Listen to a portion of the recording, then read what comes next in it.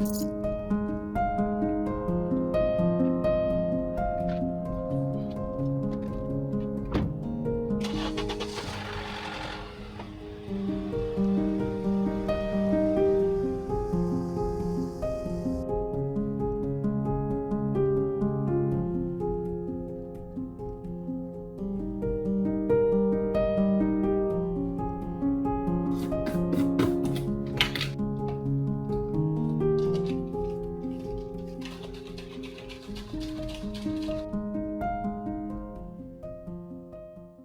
right, you guys, welcome. It's February 25th. I am feeling pretty good today. I just got back from the gym. I had leg day today, which is my least favorite day in the workout cycle, but it's good for me. I think it's good for me. The thing that I did realize, though, is that although the apartment gym that I've been going to for the last year has been nice and convenient, I can just roll out of bed and just go work out downstairs and I don't have to wait on people to use machines. There's like a certain cap on the weight, and I feel like that's kind of stunted me in the growth that I've had in my legs. I hope that working out in 24 provides a little bit of improvements. Well, I know it's going to be some improvement because I already feel the soreness in my legs, and I haven't felt sore in my legs in quite some time, probably in like a few months now. So that really showed me that I really wasn't pushing myself as hard as I should have been. Today is going to be I would say semi-busy day. I do have a patient safety and quality conference presentation that's going to be to the entire Department of Medicine. These cases, they used to be called morbidity and mortality conferences, and these cases are essentially patients that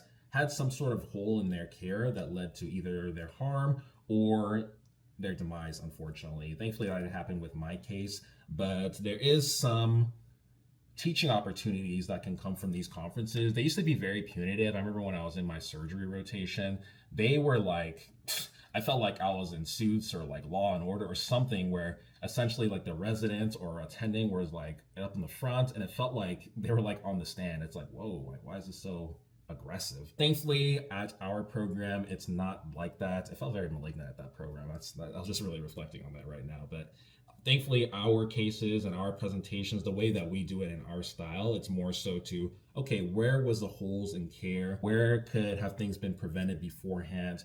And how can we all learn as a complete department to avoid these things so we don't have this patient outcome happen in the future? That's what I'm going to be presenting from 12 to 1 today. I practiced it a few times. I'm feeling pretty confident for it today, but I don't want to count my eggs before they hatch. Looking at my to-do app, have, let's see, a morning report presentation to edit for Friday. We're going to be talking about pulmonary function tests. We haven't had that type of morning report in quite some time, or actually, I don't think we've actually had a morning report like that before. So that'll be like the first of its kind. So I'll invite some of the pulmonologists and some of the intensivists so they can kind of talk about that as a whole. Oh man, I've just realized I do need to fill up my gas tank. So I'm going to go ahead and jump into the shower and head over to Costco.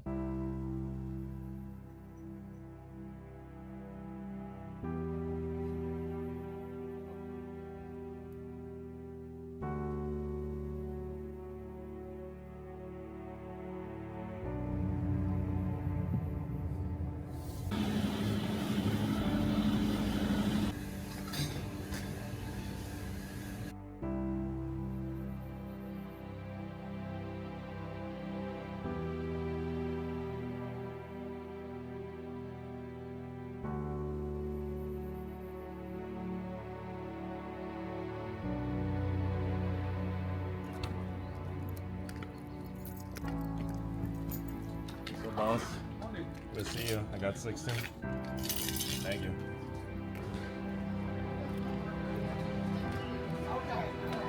Hey, Dave. Hey, how you doing? Good, how are you? Hey. All right, unfortunately, the grill is closed. I'm gonna come back in a few minutes because I need my omelet. I'm starving. Other than that, put the stuff down in the office. That's not bad. And get the day started.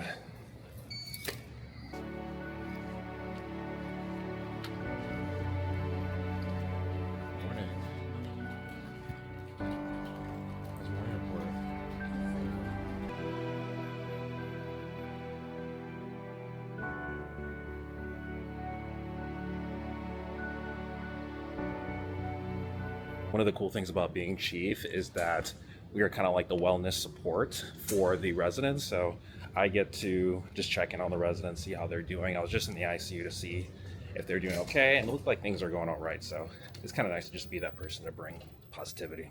I was just passing these rooms and I wanted to show it to you guys. These are the sleep rooms that are accessible to the hospital staff, usually the med students, residents, and attendings. Let me go ahead and flip the camera and show you guys. But these are the rooms. That is the computer station over there. That's badge accessible. You have a phone as well. And then there's also this bed over here, as well as a place that you can kind of store to put your clothes. And then you also over here, if we can go, is the bathroom as well, which has a sink, has a toilet, but also has a shower, which I've only known one person in my last 4 to 5 years, maybe 6 years, that has ever used the shower that I know of, but these are the rooms. So they're really nice for people that aren't on a specific team that has a designated room for them. So this is what people use, especially on nights as well. People come here and just do their work in here if they can't find a place to work. My favorite rotation to use these rooms was probably medicine consults, which is a 3rd-year rotation, and then swing and nights, which are like afternoon and nighttime shifts. So I usually was in here for those rotations, and then every other rotation I was in the designated workroom. Okay, so we just finished up our team meeting. Team meeting is something that happens every single week from 1:20 to 2:30, 2:45, sometimes even 3 if it gets really busy. We hold them every single Monday, and it includes me and the other 3 chiefs, as well as the program directors and the head program director, as well as the program coordinators. And we kind of come all together to have these meetings to kind of discuss things that happen week to week. If there are things happening in the future, doing the proper planning for that. And if there's any sort of crisis or problem going on, or any sort of conundrum with the actual internal medicine program, then we can kind of have like a huge group of people, maybe like up to like 10, 11, even 12 people, to have these meetings and discuss and have everybody give their kind of 2 cents on what's going on. So I have never been in an administrative type of role in the past. And in residency, you don't really understand fully why certain rules are in place, why certain systems and processes are in place. So being in these meetings, you get to see why those things are in place. And although some people go to residency and don't do a chief year and don't understand those things, they'll just leave and think like, some of those rules are dumb, some of those processes are dumb. Why is this like this? Why is this like that? But being able to be behind the curtain in a sense and see why all these things are in place has been pretty enlightening. I don't know if I want to do some sort of administrative role in medicine in the future, but it's at least good to know and get the experience beforehand to see, okay, how am I feeling with this type of role? Is this something that I want to do in the future? And just kind of get my feet wet before I jump into it fully. I have to go edit a morning report presentation that we have scheduled for Friday. It's Resident Appreciation Week, so we have donuts that we're going to be getting. Is it donuts, or actually, no, we're going to be getting bagels that day. So that's going to be a lot of fun. The unhighlighted PFT results right after that slide where you said that you're going to order the PFTs, and then leave it like that and not highlight anything. And then the very next slide, putting the framework slide for pulmonary function tests. You can just move that slide up and we'll get back to it and show the highlighted slide. I think before the assessment statement would be better. Yeah, so I think this is something that I wanted to kind of talk about. So I don't think we necessarily need to have a slide dedicated to each definition. I think that can be kind of condensed. We're talking about restrictive lung disease. What do we actually look at on these pulmonary function tests to say restrictive lung disease? Sweet, does it sound good? Awesome. Yeah, get some rest today. You can try to send it to me, but at least by like, what's today, Tuesday? Like maybe tomorrow or Thursday morning. Yeah, you too, man. All right, bye. You too. One thing that I wanted to reflect on, it's kind of funny because perception really is reality. I felt so nervous during that presentation today, and nerves during a presentation has always been a huge thing for me, but it's funny how much the phrase like fake it till you make it, I don't really like that phrase too much, but sometimes you have to just fake it till you make it. And for me, apparently, like when I present, people think that I'm super confident, super comfortable doing presentations, and honestly I hate doing big presentations like that. Things in life that come easy are not really fruitful or not really beneficial for you, and I'm glad that I pushed myself to be in this specific job as a chief to have to be in the situations where I'd have to do a lot of presentations like this. And I'm glad that I did, because although I do feel uncomfortable still giving big presentations, I've gotten a lot better at it, and people come up to me for advice for presenting, and they've given me so much good feedback that I'm like, wow, I really can do this. And it really is all just in your mind in terms of the discomfort that you're feeling. And if I can harness those good presentation skills and harness that energy that people are giving for me, I can hopefully turn these nerves into straight confidence and be able to get the message that I want across. And it's something that I hope to be really good at in the future, because I do want to be a physician educator, to be able to teach the next generation and leave things better off as when I first came in. So, I'm really hoping that I get even more skills in these last couple of months of my chief year, and we'll see what the world has in store for me.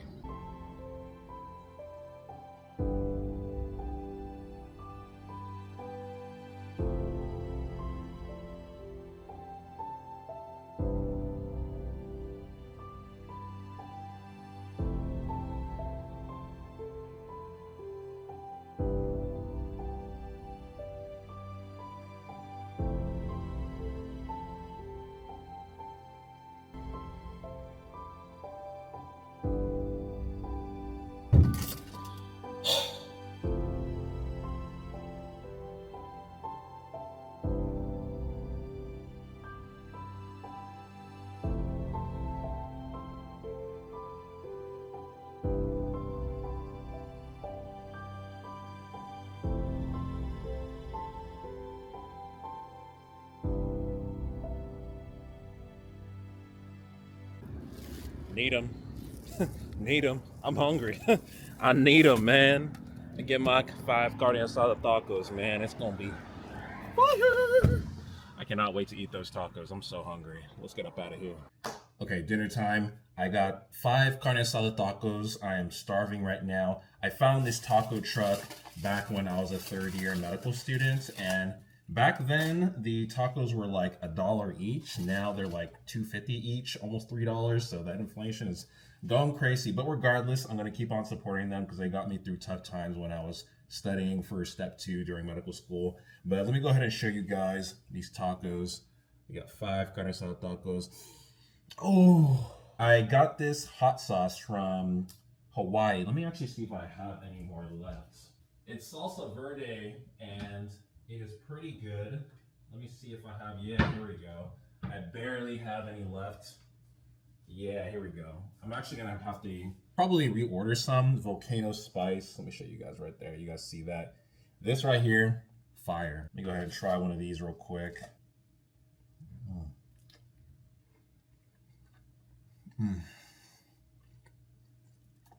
So, as we're wrapping up here, I did want to give you guys one word of motivation, and that's don't let what you think others are perceiving you to be inhibit you from being the best version that you can be. A lot of times when I'm presenting, I'm in my head thinking like this person is thinking this about my speaking pattern, or they're really thinking that I sound dumb. And a lot of times your perception of what's going on is a lot worse than the actual reality. And you don't want to let other people's potential judgment or even like made up judgment in your head to affect what you're doing, because a lot of times if you base yourself in what others are going to think of you, you're oftentimes going to shoot yourself in the foot a lot more times than you would actually like to. So work on your confidence, work on yourself, stop worrying about what other people think, and you'll be just fine. The word of the video for this video is going to be tacos, and actually put your favorite type of taco, whether it's fish taco, carne asada tacos, whatever. Put it in the comment section down below. But anyways, peace, have a nice day, enjoy your night, and we out.